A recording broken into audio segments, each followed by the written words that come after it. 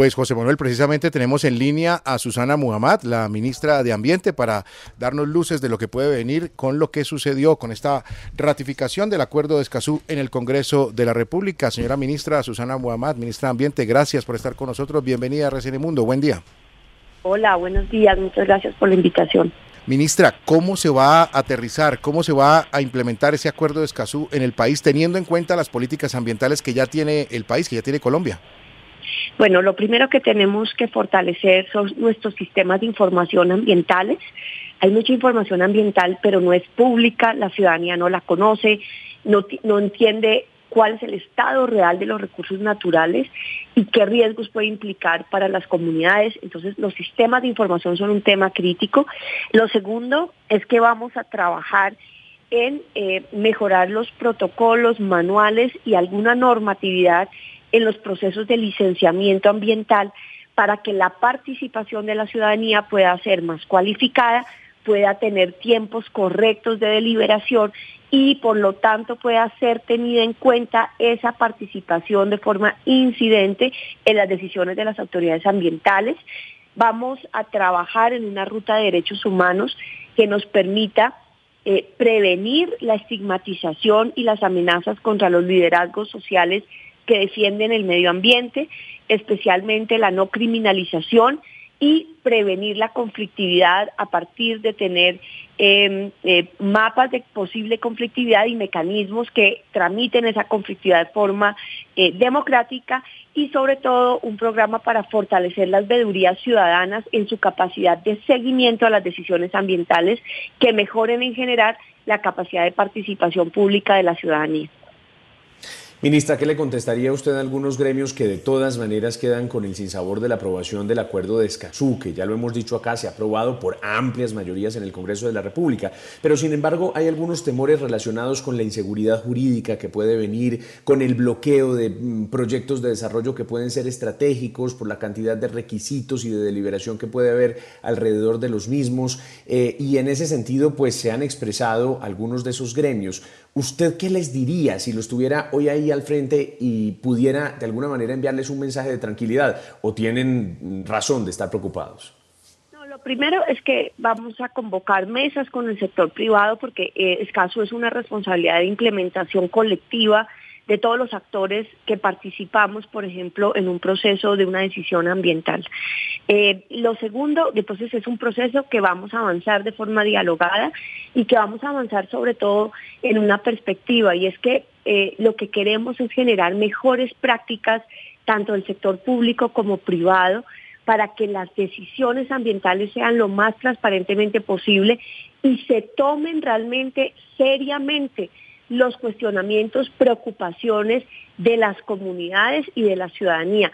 Hoy hay un desbalance en términos de la incidencia del ciudadano sobre ese tipo de decisiones y lo que queremos es nivelar la cancha. Y eso implica que puede haber modificación de los proyectos, también implica que se puede llegar a pensar en realmente los costos-beneficios de algunos proyectos o de que tengan que hacerse de forma diferente y que haya mayor concertación social.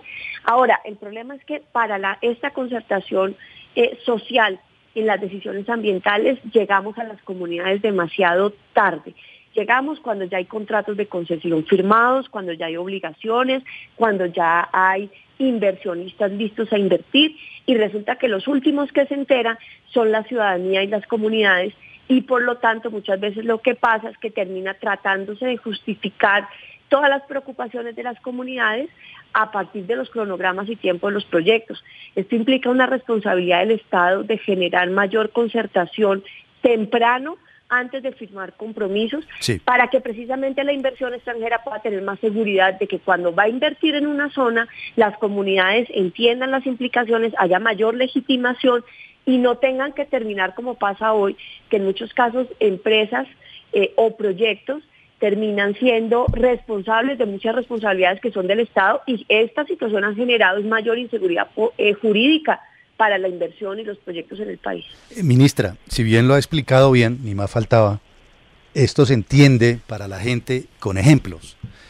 Si una empresa multinacional quiere llegar, por decir algo, departamento de Santander, se me ocurre, a hacer una inversión allí, por ejemplo, en temas mineros o extractivos, de ahora en adelante y en virtud del acuerdo de Escazú, tiene que consultarse todo con la comunidad, tiene que ambientarse todo, es decir, en la práctica y con un ejemplo concreto, ¿cómo cambia las cosas el acuerdo? Mire, por ejemplo, vamos a poner dos ejemplos concretos que ya han pasado.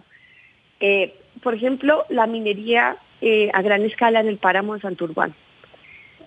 Si se hubiera contado con las comunidades y las implicaciones serias, si las autoridades ambientales hubieran tenido información seria en ese momento sobre las implicaciones ambientales de hacer gran minería en un páramo, si eso se hubiera comunicado a los que tendrían consecuencias, los acueductos de Bucaramanga, los acueductos veredales, las comunidades campesinas que están allí, tal vez hubiera sido una decisión colectiva, tanto del Estado, o sea, a nivel general, por el interés general, como de las comunidades, de que no era mejor no traer esa inversión, esa no era la inversión adecuada.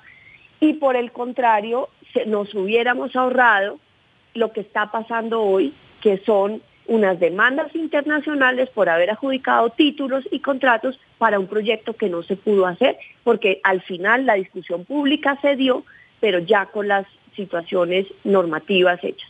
Por ejemplo, si hubiéramos planificado con todos los actores qué significaría convertir un departamento como el Cesar, que era un departamento agricultor, en un gran departamento minero, de pronto nuestras decisiones hubieran sido diferentes.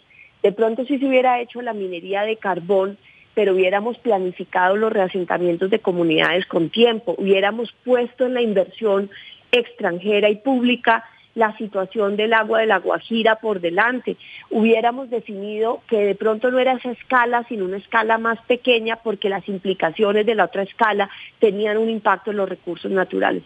Eso implica una buena planificación, sobre todo en proyectos tan impactantes. ¿Y eso qué significa para nosotros como autoridades ambientales?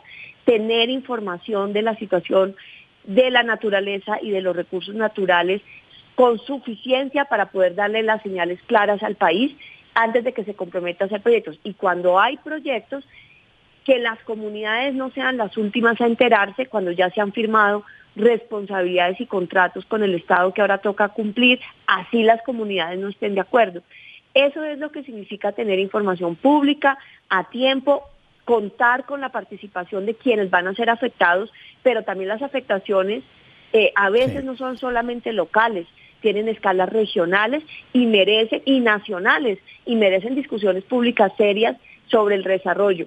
No podemos volver a la situación de la ventanilla minera, que allá en una oficina fueron entregando títulos mineros por todo el país sin que nadie se enterara de las consecuencias, y después las comunidades vienen a entender que su territorio ha sido definido como minero sin que ellas tuvieran ninguna participación ni conocimiento de los riesgos y los cambios que eso implica.